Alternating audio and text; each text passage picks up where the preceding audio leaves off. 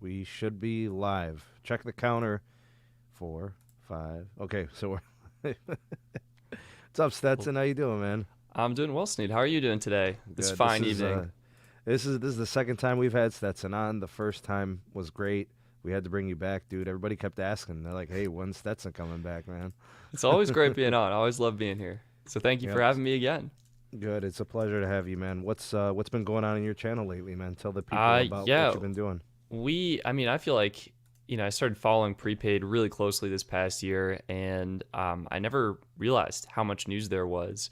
And we saw in just these past couple of weeks huge announcements from Mint Mobile, from Visible Wireless, and from US Mobile. So Mint Mobile did the data bucket increases, right, where you had the 3 gig plan jump to 4 gigs, the 8 gig plan jump to 10 gigs, 12 gig plan now at 15 gigs, all at the same price. And then we had Visible launching international calling to Canada, Mexico, US Virgin Islands, and another location that I'm blanking on right now. And then US Mobile, they did kind of what Mint Mobile did. I think it was. Yeah, you're right. Puerto Rico, yeah. They did the US Mobile did the data upgrades for their plans as well. So Prepaid, that sort of MVNO landscape actually got a lot better in these past 2 to 3 weeks, I would say.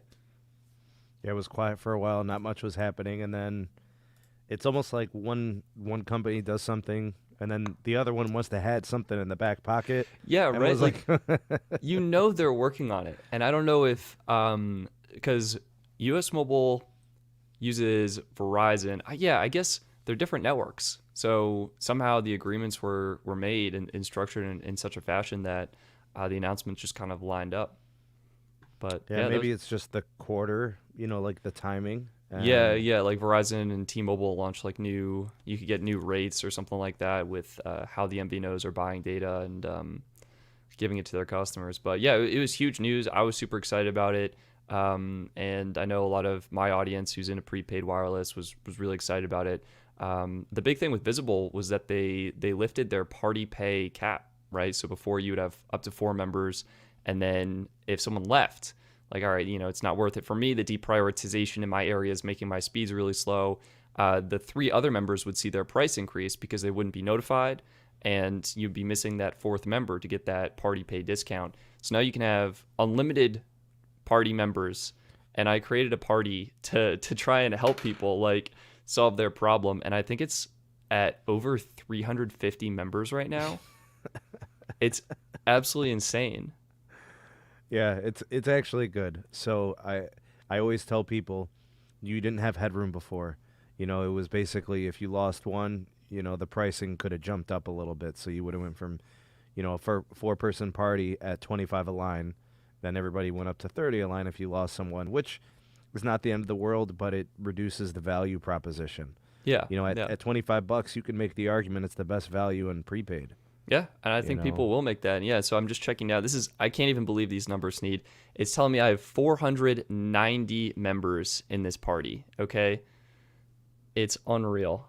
That's incredible. There you go. Something kind of weird I noticed is I was a little hesitant to create this. Like, I knew it was the right decision because I wanted easy access to everyone to get that $25 price point. But I was concerned I was going to be accepting invitations like nonstop every day. It turns out I don't actually know how the rules work, but once someone is in the party, they can accept all the invitations. So I've basically done like no work. Someone else has been accepting all of their friends, or they get some email. Like one guy messaged me on Facebook. Yeah, right. He was like, I just got 50 invites. Do I accept them? Like, yes, please. Yeah, I think what it does is it just gives you that headroom that if you do lose the one person, you don't lose value going to each line. Or you don't go scrounging around looking for somebody to join or jump on your party. And, I always thought to myself, the worst part about that entire system was the fact that they didn't have a notification. Yep. So you didn't find out until your next bill was due, and they're like, hey, $30 is due 2 days or whatever it was. And you're like, whoa, that's not what I expected. Yeah. But, again, the value is very good in a Verizon market where they have that incredible, tower density with all those sites and all those small cells, and ultra wideband is pretty prominent in some of these cities. It like, to me here in the CLE, they've done an incredible job of building out the network. It's almost like there's a site every half a mile or a mile. It's pretty absurd. It's amazing. It's Yeah. amazing. So like I've always said that if you were in the CLE, Visible is a slam dunk secondary. I don't think you could beat it as a secondary line. You just can't. You know, 100%. if priority matters, obviously you're looking at postpaid. But if you're doing secondary lines, or if you want to do a primary and really budget minded, I mean, $25 You can't not beat being it. subsidized. It's not a lifeline. It's no program. It's flat. It's just party pay. Taxes and fees included. I love it. I will say the ping it's bad. It's Gonna worse. have to work around that. You got to look past that, right? It's worse than I thought. So I was doing some speed testing today, Sneed in Colorado. Drove in there to go to a millimeter wave site. The S20 and S21 locked on, but the iPhone 12 with Visible and eSIM wasn't picking it up for whatever reason. But I still did an LTE test, just to see what the speeds were.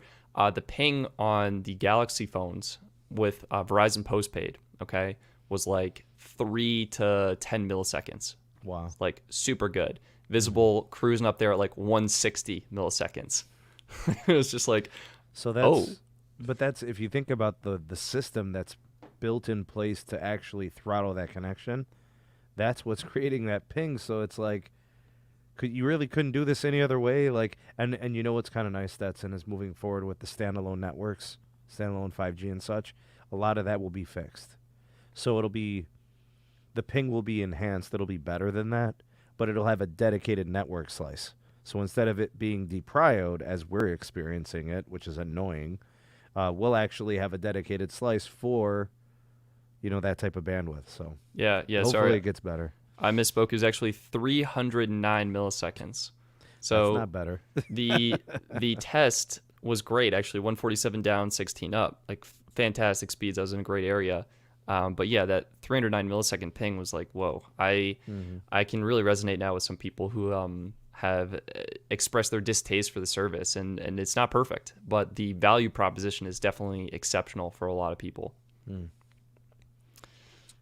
So, actually, before we, I guess wrap up this Visible thing, highlights of the service right now, obviously the pricing with the party pay is incredible. I feel like, as long as the network holds up for you based on capacity, it does fit the bill for a lot of our viewers and the general consumer. What's the low light, dude, outside of the latency? Is there anything you'd like to see change, put on a wish list or something? Yeah, I think right now their app really could use some love. Right now it's logging me out every time. Like within 5 minutes, a minute. Every time I quit the app and reopen it, I have to log in. So just remembering that login credentials, giving me Face ID so I can quickly get in there. And I think it'd be nice to see them iron out whatever's going on with their hotspot. A lot of people have been delighted to find out you can actually use it with more than one device. Sure. And sometimes the 5 megabit per second speed cap isn't in place. But I've also heard of some users potentially abusing that, and that the speed cap may be more strictly enforced going forward. But overall, I mean, the service is good. The feature support is good. It would be nice if eSIM made its way over to Android. But I think just Pixel phones actually have eSIM, a working eSIM right now. Nice. Looking at Samsung, right? Yeah, absolutely. That's really annoying. Yeah. Yeah. Other than that, I mean, I think my co-host Dennis was actually saying that he wanted to get his friend on eSIM, but they went to the website to do it. And it turns out you actually have to start with the application. So I think there are elements of the activation flow and process that could also be improved. So I think the service value proposition, and at its core, it's great. I think the overall experience, particularly related to the sign-up process, that flow and that process could be improved and really taken to the next level. I think US Mobile and Mint Mobile really do have some nicely refined activation processes at this time. Yeah, you could totally tell that it's quite possible. And this is what I have speculated, complete conjecture. Don't quote me, other than saying this is what Sneed thinks. So I truly believe that Visible was a beta test for Verizon to begin transitioning towards the virtualization of their company and moving away from carrier stores, de-emphasizing the carrier store, not eliminating it because you really can't at this time. Yeah. I'm not saying that it might not happen in the future. 2030 is a different conversation. But as of 2021, Verizon has accelerated its virtualization process. I think Visible was supposed to be like a 3 to 5 year beta. No, But I think the pandemic really kicked it up a notch, and I think a lot of what they've learned, what they've used as data and experience, will be used to leverage what they do with their postpaid and their carrier stores, because now they can understand what has worked and what has not. They can literally take what Stetson has reached out about, activations, eSIMs, whatever the trouble is, it's in a database, right? Here's what they've complained about. Here's what we're seeing as the subject whenever they contact us in Twitter support, on the app. You know, they're going to use it. That's important for them to do that. So I think what has become a service for us has been a valuable, experience for them. And the conversation I think we're having a year from now on Visible, I think those are little things. I think the fundamentals of the business model work. But yeah, I agree. The activation, I mean, they ship the SIMs out fast. yeah, no, that's great. good. Yeah, It comes in an envelope in like a day, you can't Yeah. beat it. I actually had a problem. I debated a lot, actually, whether or not to include this in my Visible activation guide video. But I ended up doing the video like step by step, like here's what you should do. What happened with me is, it's late at night, I'm activating. I got stuck in a loop trying to verify my address. So it hit, this is my address, and it would say error. And no matter what I did, I tried a different phone, I tried everything, I got that error. So I reached out to support, like, hey, is something going on? Can I get more info? And the poor support agent was like, let me check your coverage. Like, bro, buddy, coverage has nothing to do with this. Like, this is a problem with the activation flow. And, I spent like 15 minutes waiting for this person to be like, oh yeah, of course you have Verizon. Like, you should be good. And so that was really frustrating for me that the rep, didn't have the knowledge to skip over that process. What ended up happening was I canceled my eSIM order and had to go and create a new order. So something was corrupt with my first order or whatever. But so it's the best value proposition on the Verizon network, maybe in the industry. I mean, I feel like it's kind of tough, but like for $25 for unlimited, meeting the needs of so many people at such an affordable price point is it's really great to see, in my opinion. Yeah, well said. I like the service. I use it personally. It's one of my lines. I actually live stream with it. Mobile live sweet. stream. Yeah, I mean it's pretty good. Does the ping matter for you there, or you kind of like once the feed is going, like you're fine? I feel like it has a couple of moments here and there, but I'm just saying this is based on my usage. I have an easier time with Visible wireless live streaming while I'm mobile and moving around tower site to tower site. It's more consistent and safer and more reliable than my Magenta, which is postpaid. So if I was stationary, if I was just sitting live streaming, as long as my RSRP is good, my signal strength is there, and the speeds are there, you could stream on any carrier. Yeah. Any prepaid carrier, it doesn't matter.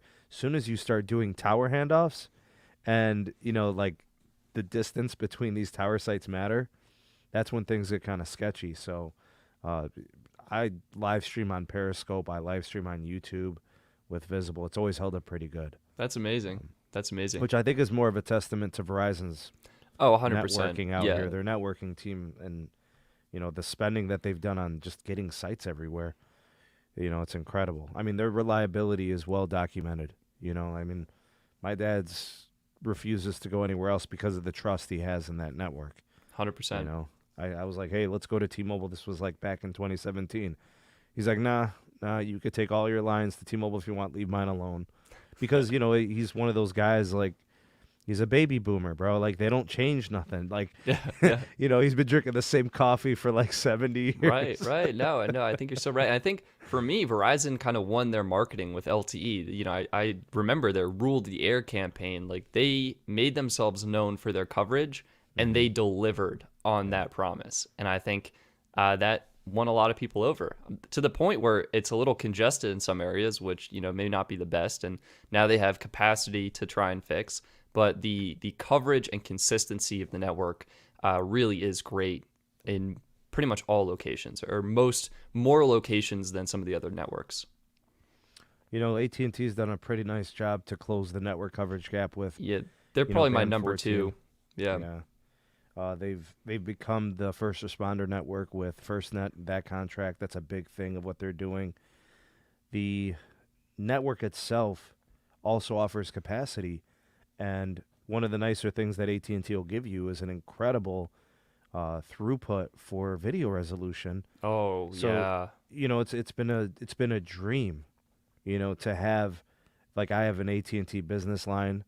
I have gotten a chance to test AT&T's FirstNet for a month, and it's incredible. It's so much fun to watch whatever you want on whatever resolution you want. Like, if you have a 4K device, you can have it. Boom.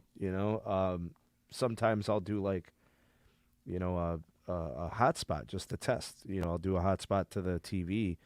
4K is no issue whatsoever. That's Quad amazing. HD on the handheld. Yeah, it's been great. Unbelievable. Even on the prepaid side, which is incredible. Yeah, yeah. I think you need the top tier plan for that, but it delivers. Like, if you get the premium service, you get that premium experience. I feel like the prepaid marketplace is in a good place. I feel like the competition is fierce. I feel like the features are rich. I remember when prepaid was a death sentence for cellular. I don't know if you're old enough to remember it, Stetson. You're a young guy. But, I mean, I remember when, the MVNO conversations it was like you were on a strict diet. You couldn't get carbs. You couldn't have any features. It was like you get calling and texting, bro. Yeah, like you're right. I think some of them even had just group and picture messaging issues. Like, you would not get group messages. They would come in as individual messages. Pictures wouldn't go through. Those, I think, have largely been solved at this point, and prepaid has really done a great job improving its feature set and offerings for consumers. But it definitely took a little while to get there. Yeah, now we've got huge data allotments. We've got unlimited plans. They're very competitive. I watched your, I guess we'll call it interview dialogue that you had with the U.S. Mobile CEO. And, he's a guy who's energized within the industry. I get the impression that he looks forward to the competition. He wants to play the role of disruptor. And, he's excited doing what he's doing. And it's people like that we know they're built for success and longevity. He's not afraid. He's not going to shy down and back down from competition. And speaking about competition, I look at his company and I look at Mint Mobile, and they are very competitive for the sake of fighting for your business. 100%. They're not putting any other company down. They're just saying, look, we're going to give you a lot. Yeah. We want your business, and we got different ways of finessing it. With Mint Mobile, you buy ahead. You cluster with a few months or 6 months, and you get these great deals. With U.S. Mobile, they sweeten the pot with more data, and I mean, it was just so refreshing to watch that and see a guy willing to come out and speak. And, with a smaller company, you can have those types of intimate interactions. Like, when are you going to get a chance to speak to anybody like that? Yeah, no, you're so right. And I think what US Mobile is doing on the back end is much harder for us as consumers to appreciate until you really realize the difference in the experience. Like, the activation process for US Mobile versus a carrier like Red Pocket, for example, night and day. Account management, features, and services, completely different. And, I never thought about it, but if, like, when Mint Mobile and US Mobile change their plans, you then need to push those new plans out to existing customers and make sure all the settings are correct, like everyone's getting the new data allotments. And I never thought about it as a consumer, how potentially challenging that could be. It's not like you have a new product that you're then selling and you're like swapping it out. Like, you're updating everyone. And so I think what US Mobile is doing in the tech standpoint is awesome and very exciting. I think what Mint is doing in the value standpoint in the long-term plans is super exciting. I personally, I didn't realize it, but I love only paying once for a service, like annually. It's not like I would do that with Verizon, no joke. Like it's just such a nice, I don't need to think about it for a year. And I love that. I would say that that's probably less than 10% of the population. You're definitely correct. But, Correct. I mean, for people who budget, it's typical. Like, that nobody would, like I wouldn't have trouble doing it either. Honestly, I mean, you can buy stuff at Costco and BJ's in bulk Yeah. and be covered for a year, like your detergents and whatever else. Like Yeah. that's not going bad. There's no expiration, so I'm cool with that too. And especially with prepaid, that might be touchy. It doesn't really seem to catch. Like if you offer it, it's cool. It's nice to have. It helps out Stetson. It helps out Sneed. We do it. We're willing to. Some other people a little bit, Yeah. maybe a little bit more budget minded, especially in managing their budget month to month. That's why I always felt like it never really caught on and had traction. Yeah, I definitely think that part of the prepaid community too is always looking for the best deal or a better deal, or they want the flexibility to switch. And I think that's where the month to month options of pretty much all the other providers are really appealing. Although I will say I much prefer AT&T, what they're doing. They're now offering their prepaid plans in bulk, either 3, 6, or 12 months. I think it's an 8 gig plan that drops all the way down to, I want to say $25 if you do the annual plan. And I think that's phenomenal. What Verizon is doing is they had a recent promo where it's like, sign up and your third month of service is free. And then they have the loyalty discount where you have to have service for 4 to 10 months in order to get a discount. And I just disagree with that. Like, I think the real value, in my opinion, is in the bulk offerings. And so I love what AT&T is doing. I love that Mint Mobile has brought this idea out there, and I really hope it gets adopted if it's possible for other carriers to implement it. I would like to know who at Verizon thought it was the best way to go that direction. It's really hard to get somebody amped up about a 9th month or a 10th month. Like when you first sign up with Stetson, what is it, February, right? What are you doing in December, bro? You know what I'm saying? Like, like I'm ready to leave. Like, yeah. oh, I'm gonna get it, but this deal's better. Yeah. It hurts. I mean, if I was an existing customer, I would be super stoked about it. But I don't know. I have a hard time with Verizon Prepaid's value proposition. For my testing, they more closely follow that QCI value system, and they're basically the same priority as Visible and US Mobile, and I think US Mobile is really delivering in the prepaid space, so I would go with them. But I do think AT&T prepaid, I've talked about this with Dennis on my show, that might be the best prepaid plan on the AT&T network in terms of features and the quality of service you're actually getting from AT&T. So, yeah.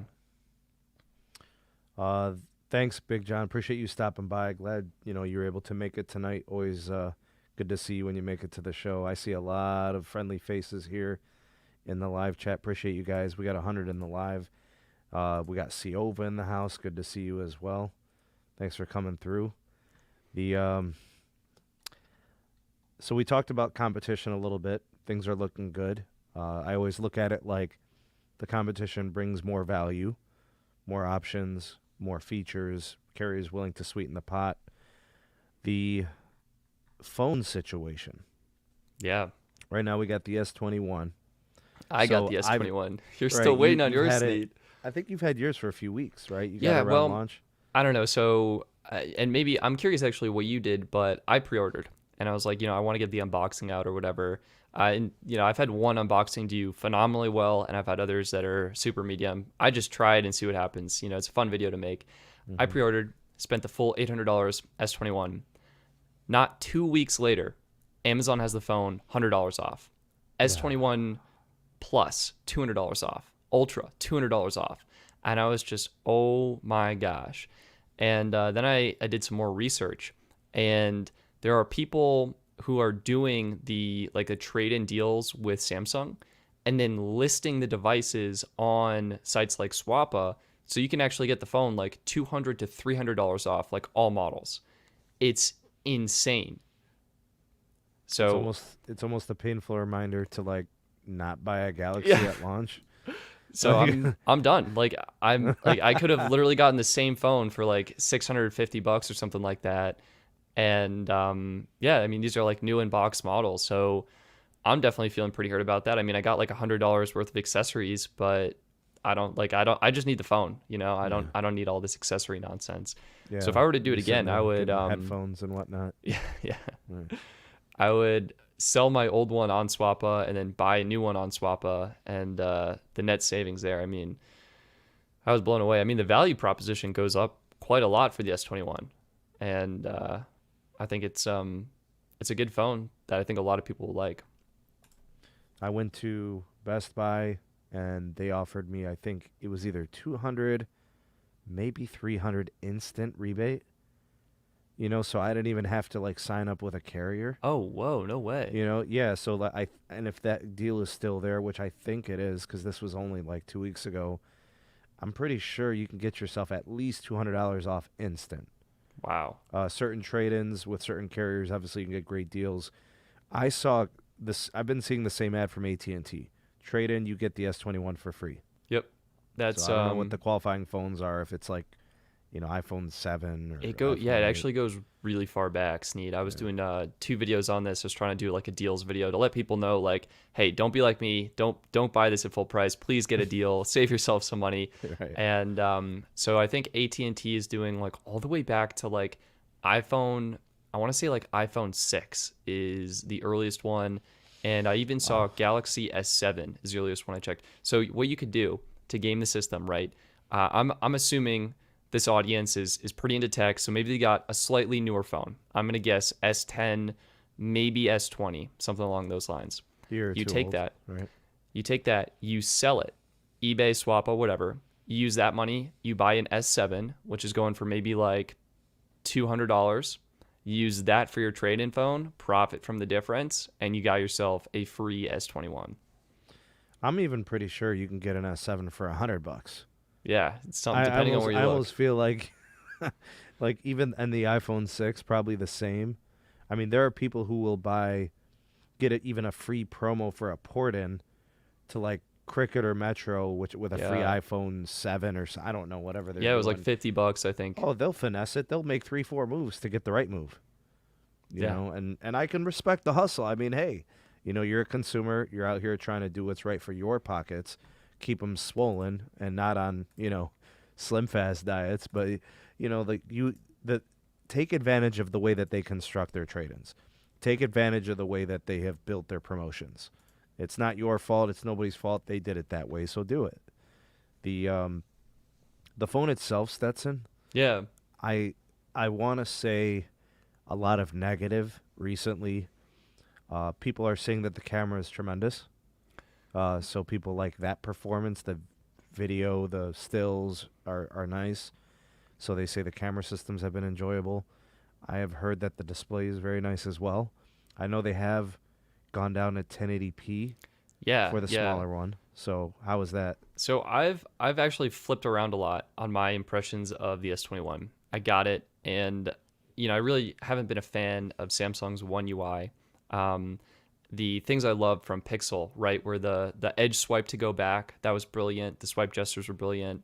And I love like the flip to all those nice little features Google baked in there. So I initially didn't like the S21. Animations, in my opinion, are super slow out of the box. Like I had to go in settings and crank those up. But once I sped up the animations, and I actually found you could customize, you know, you could have the buttons on the bottom, the 3 swipe gestures, or they now have, you can actually do the full-on pixel swipe. So you can swipe up to go home. And let me go into like Twitter's, or I'll go into speed test. You can now do the swipe to go back, right? So once I got those swipe gestures and I sped up my animations, I was golden. And I've really been enjoying it.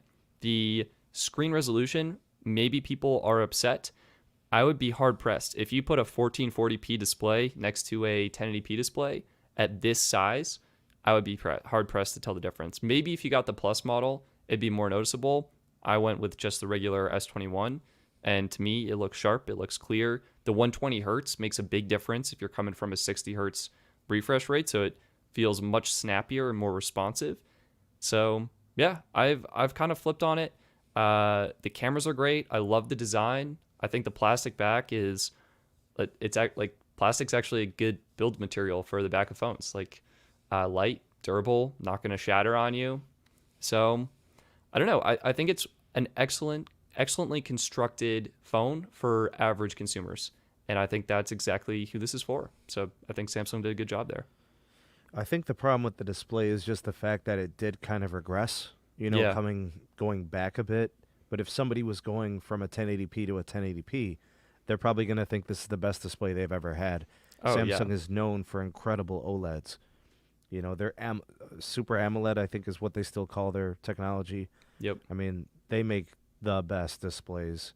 I've always really enjoyed LG's TVs and Samsung's TVs, but I love Samsung's AMOLED panels for their phones. Yeah. I always look at the Note series of the year and say this is the pinnacle of smartphone hardware, including the display. Yeah. So Yeah. brightness, resolution, just the enjoyable nature of the visual.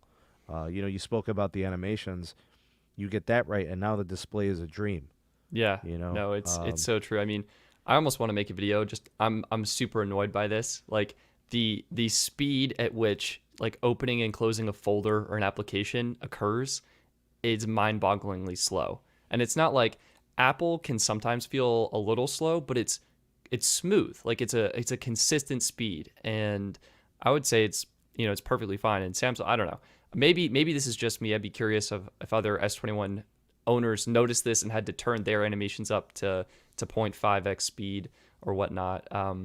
But yeah, and Sneed, I know you highlighted a comment. Wasn't sure if you wanted to touch on that, but otherwise, I'd be curious to hear like what your thoughts are on the compromises Samsung made, including the resolution of the display, the no SD card reader, and if that was worth the $200 price drop we saw across the board. I think the price drop was required. It had to happen. There's no way that this phone was going to sell at a $1,000 price point given those regressions. And the reason I call them regressions is because the previous generation offered a higher, The same or better. a higher specification. So, going from a 1440p to a 1080p is a specification regression. Losing the SD card slot is a regression, in my opinion.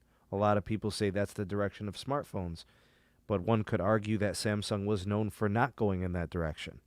And losing the headphone jack with the Note series the previous year, and then again, like with the S20, I mean, all of that, as a collective, I look at the regression.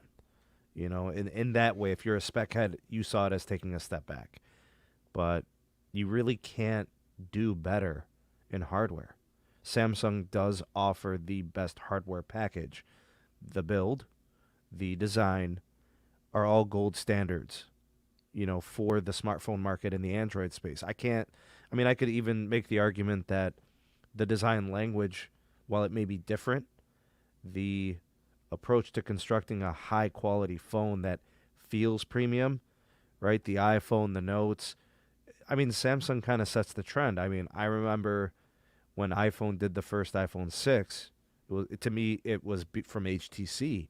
They took something that made sense to them and they did it. The same thing with the Galaxy phones. Like, they made glass sandwiches. Apple started making glass sandwiches, No.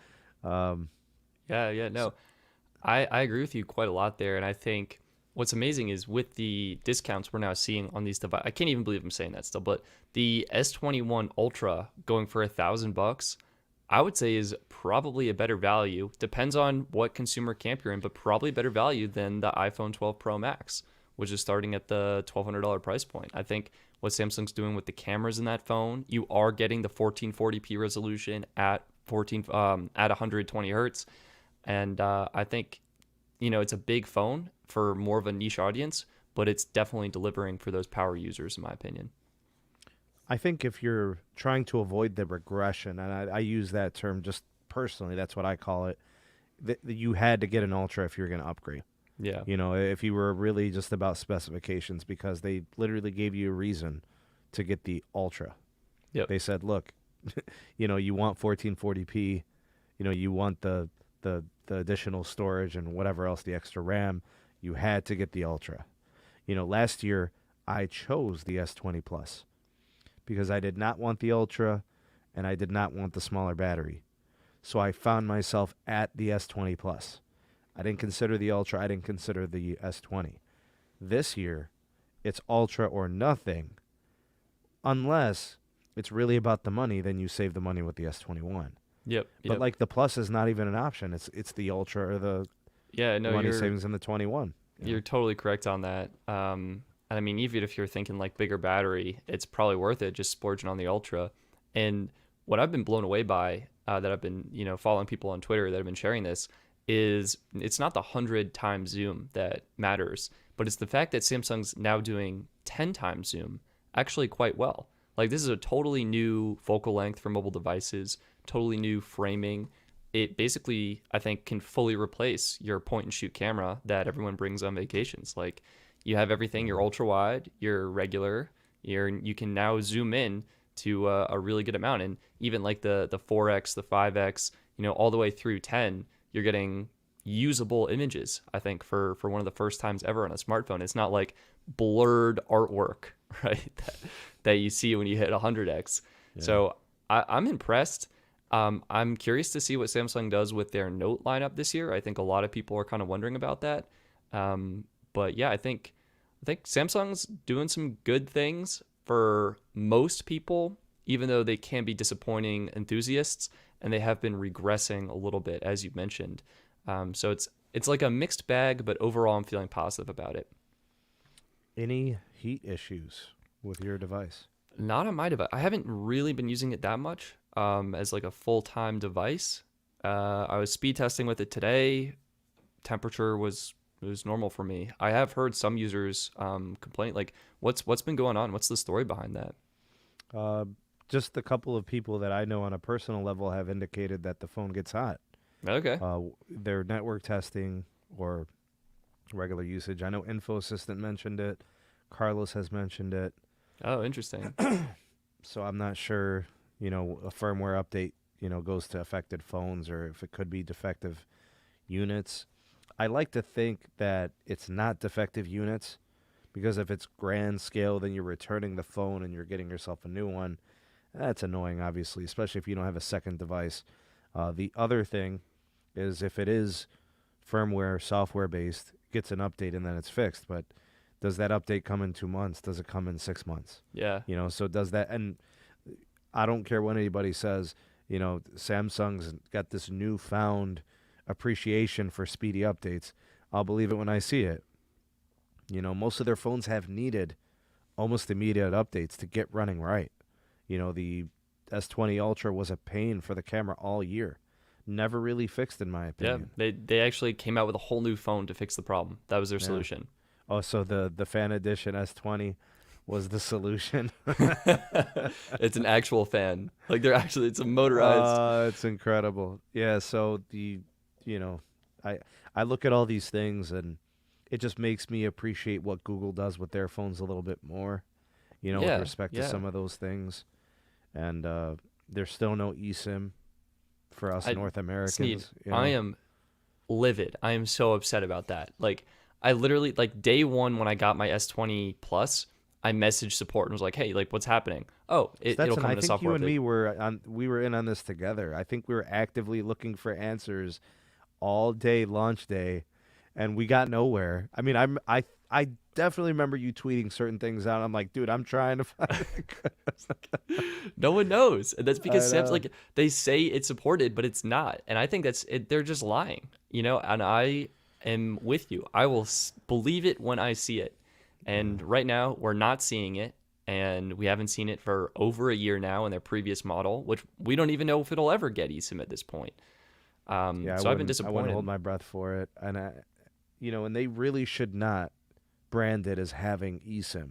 You can't say you have something, but you won't activate it or enable it. You've got software disabled for it. It has the hardware for it. Well, you might as well not mention it then. I mean, right. what? I'm gonna stand in front of you with $100 bill through a glass cage.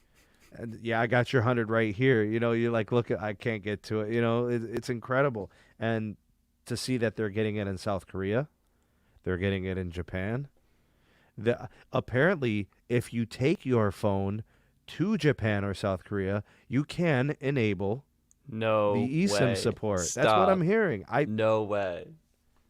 Bruh, Stetson, if the only way my phone turns on eSIM is by me leaving to go to another continent, I might as well just throw it back at him, man. Like, have this, Yeah. Incredible. Oh man, it makes me really appreciate what Google's doing with Pixel and just how seamless it is. I remember last year I was on Sprint or something, dark times, but I wanted to activate it on eSIM, and it took like a couple taps and settings, and it was like, yep, you're good to go. And I was like, oh, all right, that's great.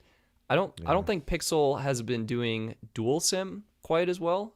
My understanding is it's you have to have one SIM active at a time. At least that's what the messaging I saw when I was using it.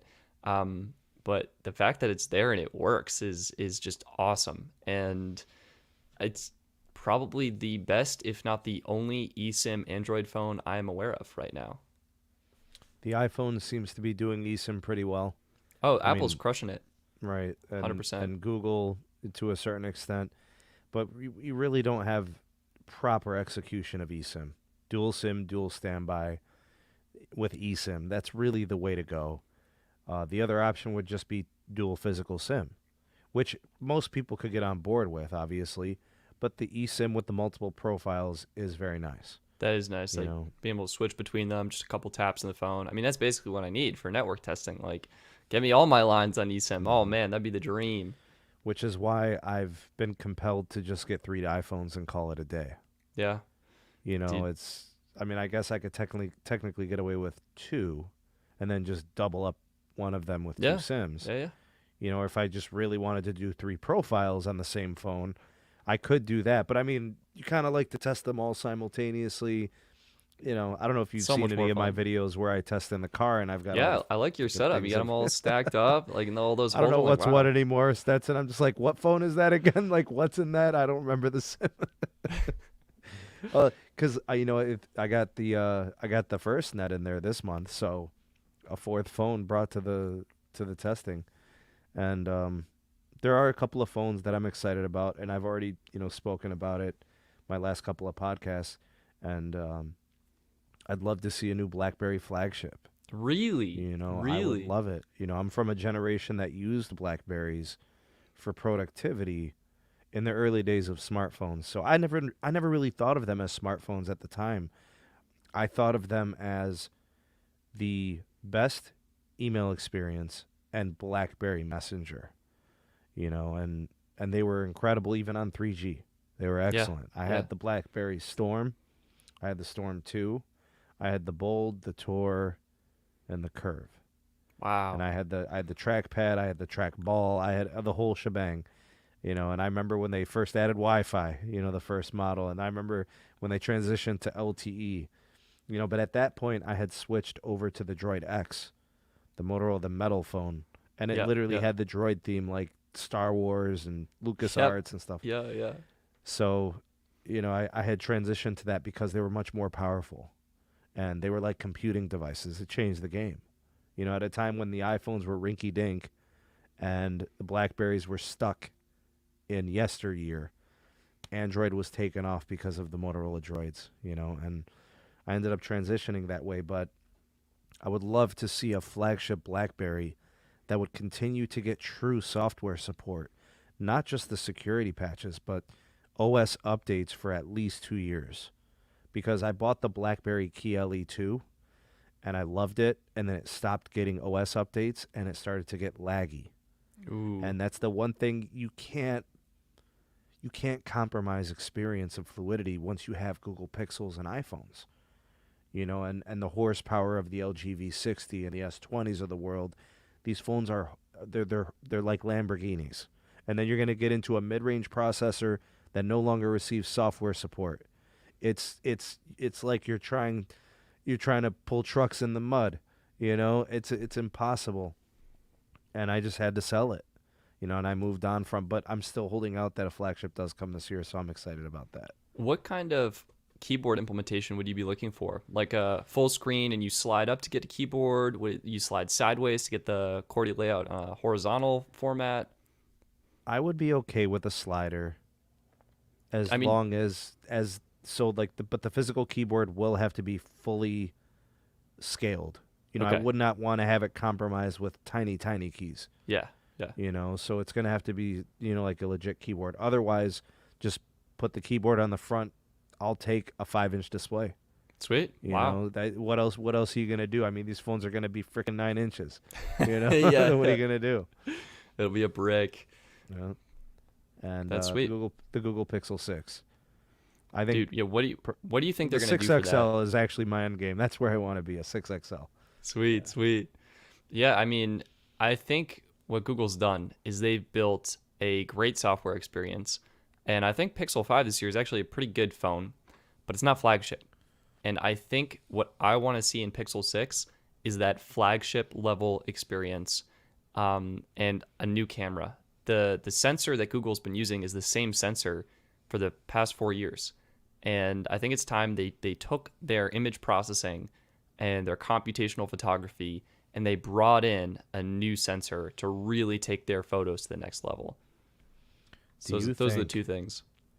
Do you think what's been holding back the camera advancements has been the processor? Ooh, I'm gonna go with a no on that. And the reason I say no is because Google is delivering the same camera experience across multiple generations of Pixel devices, including the budget like Pixel 4a and 3a as the flagships. So to me, that indicates Google is able to capture the data. Maybe it does take longer to process that data for the final image result, but I think they have their workflow down where they can capture it and deliver very similar results. And so the processor can help make a better, faster experience, but I don't think it's necessarily needed for what they're doing. Like, you don't need the highest end for that. I think Google has something in the works that goes beyond what we know today for computational activities when it comes to camera, image stitching, data processing, combining images and whatnot. I think that there's something there that's making them want to go to Samsung on this. Why does it appear that they want to get away from Qualcomm? You know what I'm saying, Stetson? That's how I'm looking at it. Is that I feel like there's something in the undertow that we don't know about. We're in the dark. Nobody's going to say it. Nobody's going to come out and disclose. I mean, maybe John Prosser one day speaks on it, but honestly, Yeah. why else would you go away? It's not a supply constraint. Google doesn't sell out their phones. No, they do So not it's yet. definitely not supply. I think there may be some things that Google wants to do that may be encouraging them to look elsewhere for processing. And maybe it's a combination of what Samsung and a relationship with Google, what they're doing. But I don't know. Maybe that's what it is. Maybe that's why they've shied away from some of the changes to the sensors and the technologies. Like, are they working on a unique codec? Are they working on a unique photo stitching technology, software that is not compatible with what Qualcomm brings to the table? I don't know, but it just seems like something's there. I don't know. I'm trying not to get too far ahead of myself, but I mean, how else do you explain the transition of them flirting with the idea of going away from Qualcomm? Yeah, I think I'm not actually sure how to answer that. Are you talking about with their processor? Like, are they thinking of something new? Yeah. Jeez. I mean, Right. So why what else why is else even would on you the do market? that? Would it be cost? You could always say it could be that, okay, well, we'll make our own. That'll reduce our overhead and reduce our bill of materials. But I think it's more than that. I don't really think that phone manufacturers care who makes their processor as long as it meets the needs of what the phone wants to do. Sure. Yeah, I think what Qualcomm's doing too is they have this interesting challenge where they need to appeal to a huge selection of phone manufacturers and try and build processors that meet a variety of different needs. Like, all right, we're going to build this for image processing and computational photography. We're going to build this for speed and performance. We're integrating the X60 modem into the chipset now. Whereas I think with Apple, what they're able to do and what's kind of unique is they're like, all right, this is the new iPhone. This is what it's going to do. Let's build our processor to do those things really, really well. So I would hope, that it would be sick to see Google implement their own processor. I don't think it's going to happen. But I could see them, looking elsewhere. I'm just honestly not sure what else is on the market. I know we have Samsung Exynos, but that has underperformed Qualcomm pretty consistently from historic years.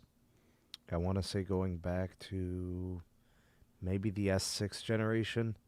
I mean, after that, Exynos has kind of been just an afterthought. North American wise, I don't know what they're doing in Asia and Europe, and people like it, but I don't have any experience with it, so I couldn't speak to that.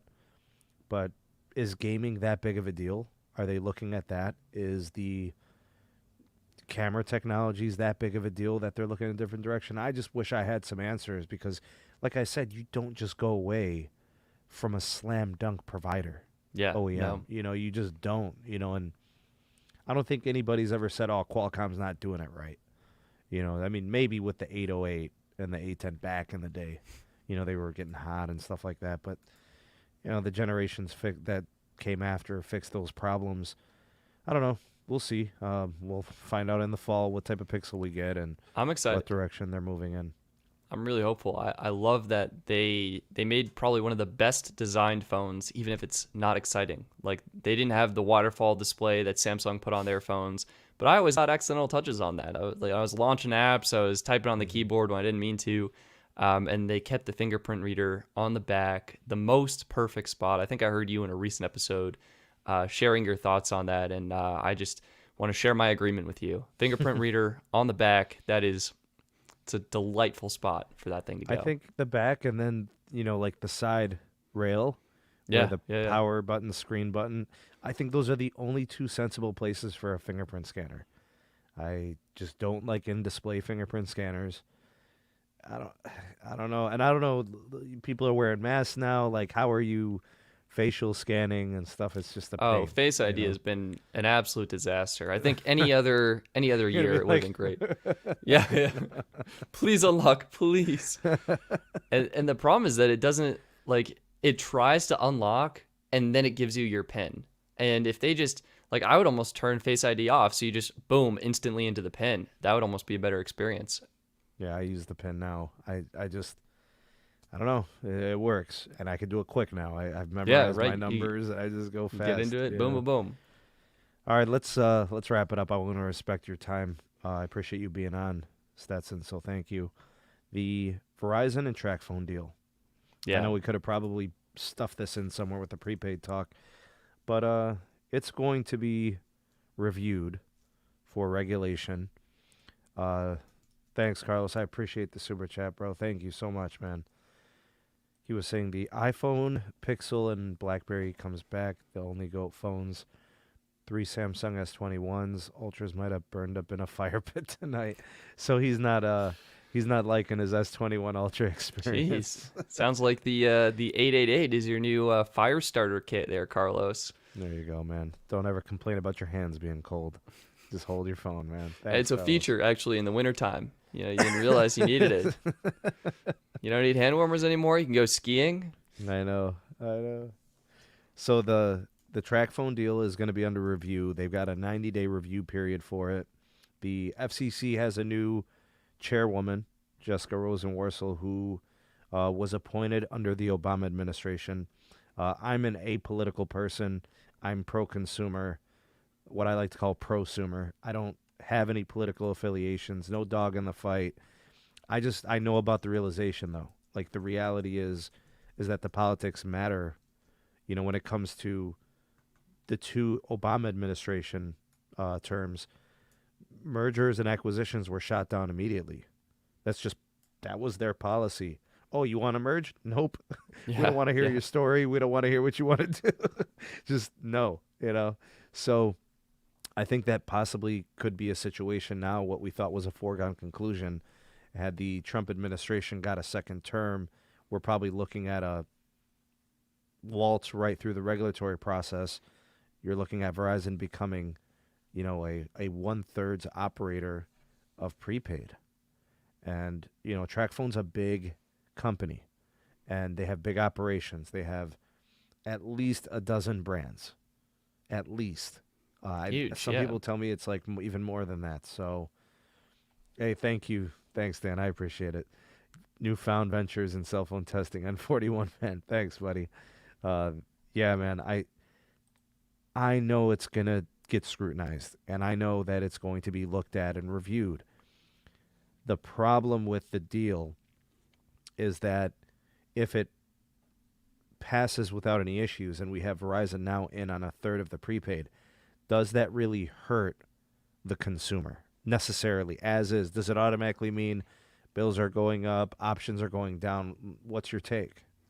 My take is it probably won't. I mean, in my mind, I feel like it makes sense for TracFone to go from being owned by the Mexican telecom company to being owned by Verizon. I think having U.S. ownership makes a little bit of sense there.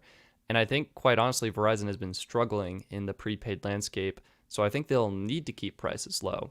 And I think they're probably realizing that with Visible as the market, like they're getting new customers with that. And I don't know. I mean, I think my concern would be how they transition the other users that are on the different networks, because I could see that as a potential sort of cash grab opportunity. Like, hey, here's a discount if you switch to the Verizon network, or like, we're going to offer you a free SIM card to switch to the Verizon prepaid service or whatever version of that there is. So, I would be mindful about how the current customers are handled that are on the different networks. But overall, I think Verizon needs this, and I you know I think it makes sense to some degree, and I think they'll keep the prices low, but I could be mistaken on this. Like maybe my finger's not on the pulse. What are your thoughts, Sneed? Are you thinking like, is this going to go through? Is it going to get some hurdles?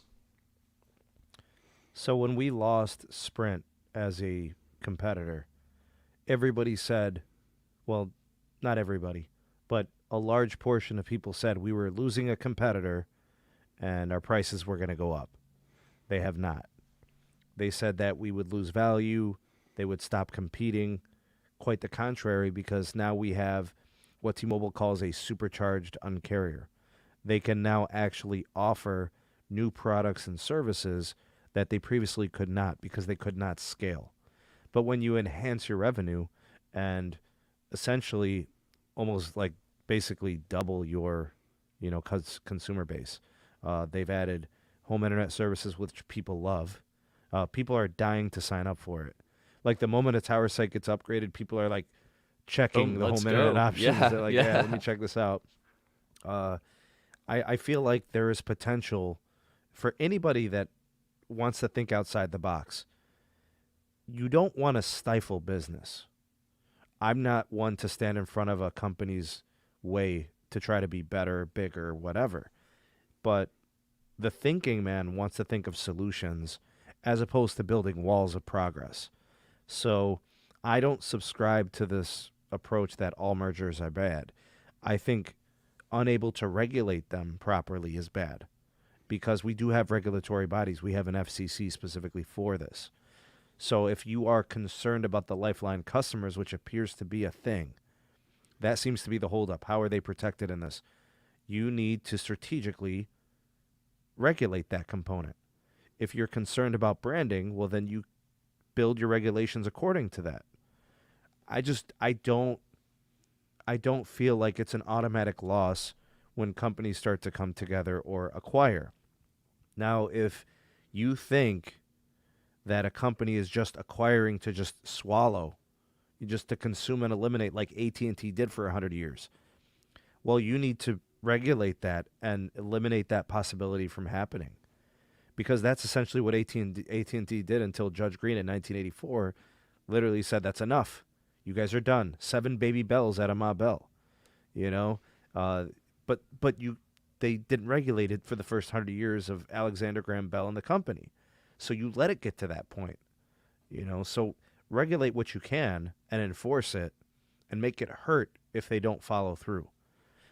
Something that I've resented the old FCC, meaning so if this is a new FCC today, several months ago with Ajit Pai and all that, he did not do a good job of protecting consumers from things that mattered.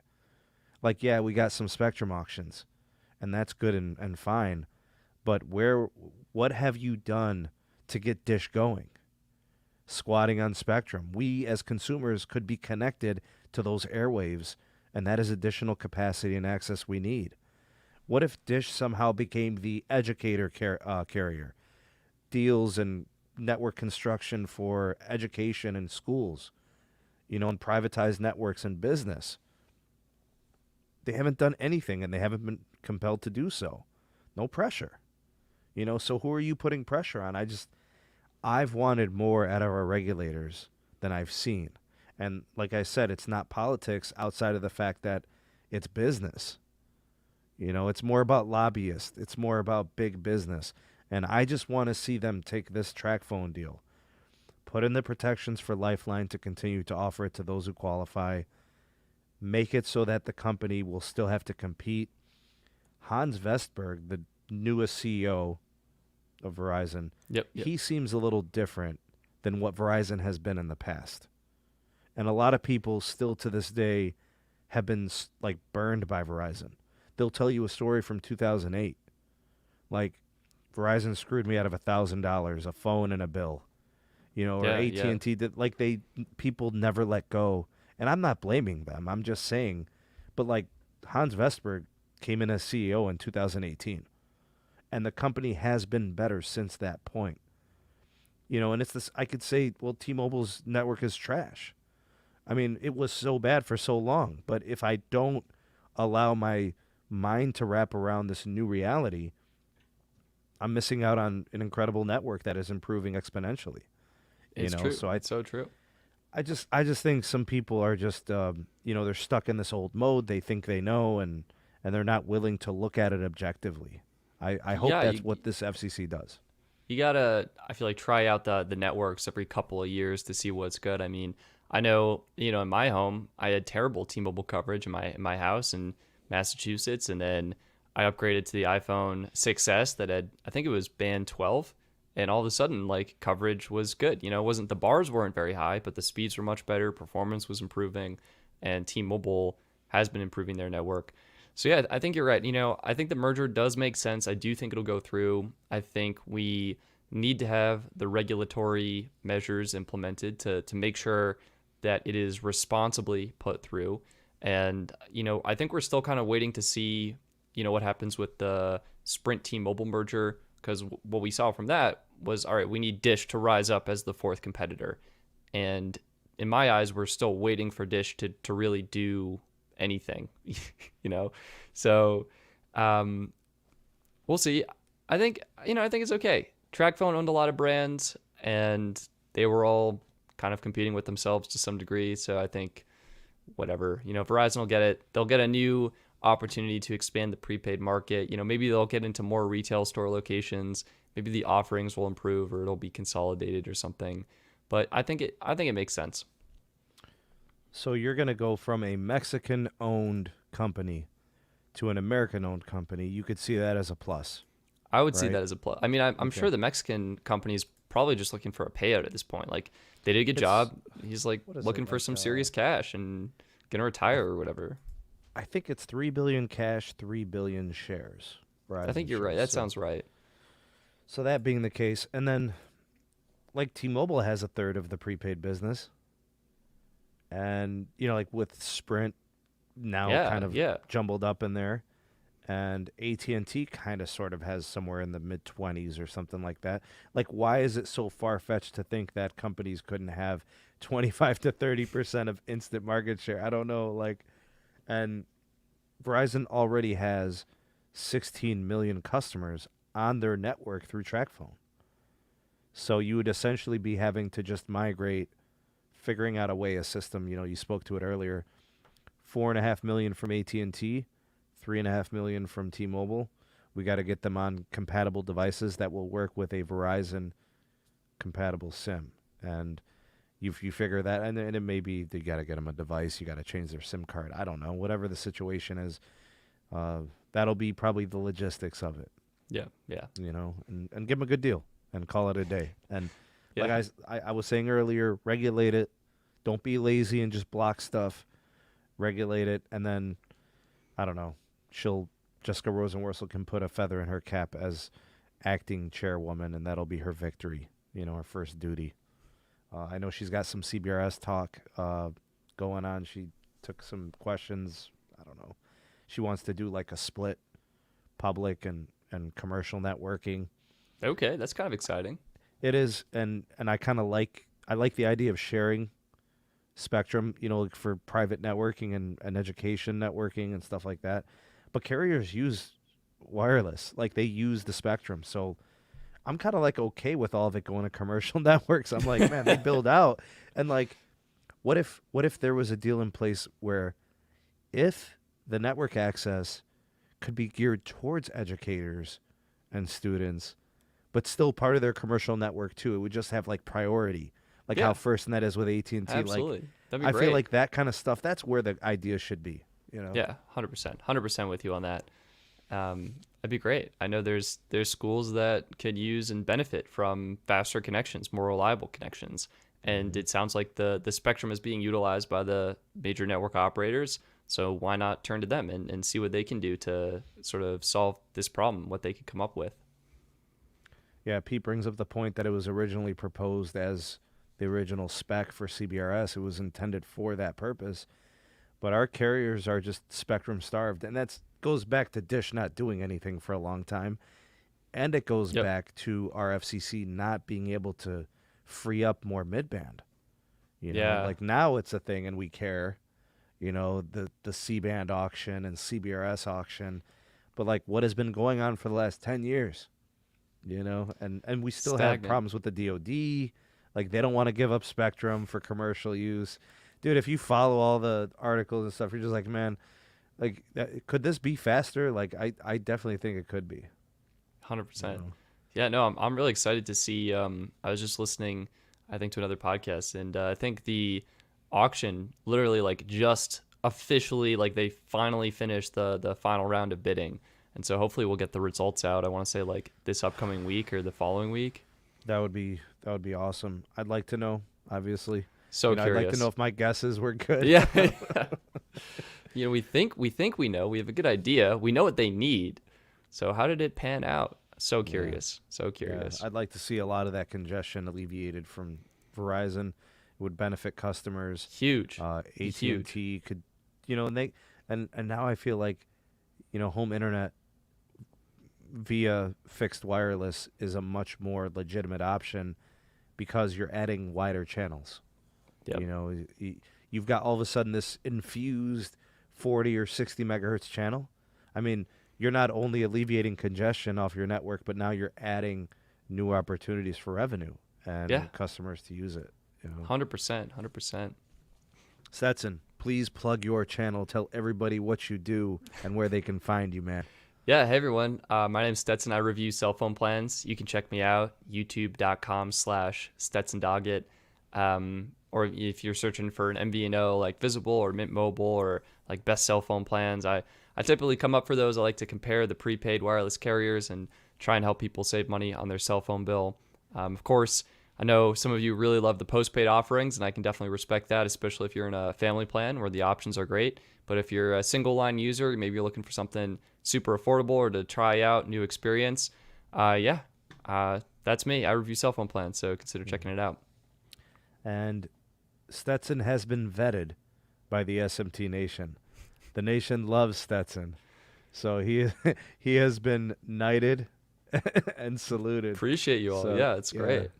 Yeah, anytime I'm looking at, new companies for the first time, I always check out your videos, see if you've covered them.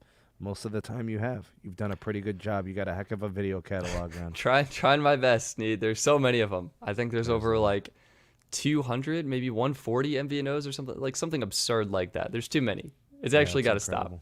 Yeah, actually what I want to start doing on at least the Patreon side is start network testing the prepaid options. Just to kind of expand a little bit on the coverage because like you said, postpaid, but we do like to see upgrades and network performance improvements trickling down to the regular people who don't have the need 100%. For multiple lines and waste $90 on a postpaid line or $80.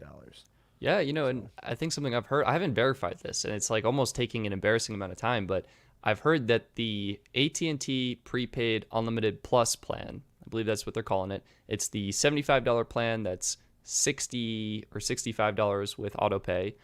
I think that has postpaid priority access, and it's like a really good value. So I'm curious to check that out. If if anyone has heard that or can confirm that, let me know. But yeah, We'll have to ask the Moose. The Moose we'll would find know. out. Yeah, Find out. We'll get back to you on that. I've always liked the AT&T offer when they ran the $50 promo. Oh man, That was I probably wish I best got in value. on that. That was so good. It's bro, but in your position, I mean, you literally have. I mean, are you? Do you have like 7 active lines at any Yeah. given moment? All right, let me see. He's got a bag. 1 second. Yeah, go ahead. Here we go. Nope. Where's this thing? Here it is. So actually, my roommate convinced me to get this, so I want to thank him. But this is a SIM card holder, and so these are all the Wow. active lines. Yeah, nice little organization going on there, and some of them are in phones, so it's like not even all of them. But yeah, it's out of control, Sneed. That is insane. I mean, I carry around 4 and 5 phones at times, and I'm trying to consolidate. I just can't do it anymore. My pants are falling down. My back pockets are full. It is Yeah. absurd. I mean, extra belt buckle. I'm trying to get one Need more like a notch. backpack that's just like slots for each different phone. Oh man, I totally feel should that. like carry like a platter that has like little things, and I just walk around and hit start. And, Yeah. Oh, No, I what's feel up, Big that. Lou? Good to see you, man. How you doing, brother? Yeah, we're just about done with the show, but do catch it on replay, man. Appreciate you. Thanks for stopping by. Stetson, let's go ahead and wrap it up, man. I want to thank you for coming on. Thank you for being such an amazing and gracious guest. You're a friend of the show. You're a friend of the community. Stop by anytime. If there's anything I can ever do for you, I extend that out to you. You've always been so good to me and the SMT Nation, so thank you for coming through. Thank you so much for having me. It's always a pleasure being here. And thank you to everybody who stopped by tonight, all my moderators, #ModSquad, those that are eating and snacking during the show, #Ravioli Gang. Let's do #2LiveCrew for those watching in the live, and then for those watching on replay, #Replay Gang. So thank you guys there. It's Sunday night. Go ahead and get some rest. Get ready for Monday. You guys got some kind of work to do. I don't know if you guys are going into work yet or if you get to work from home, but I got to get up and go to work. I got to drive. So Yeah. we're done here. Thanks, everybody. Thanks, Stetson. And we'll catch you guys on the next one. Peace. Take care.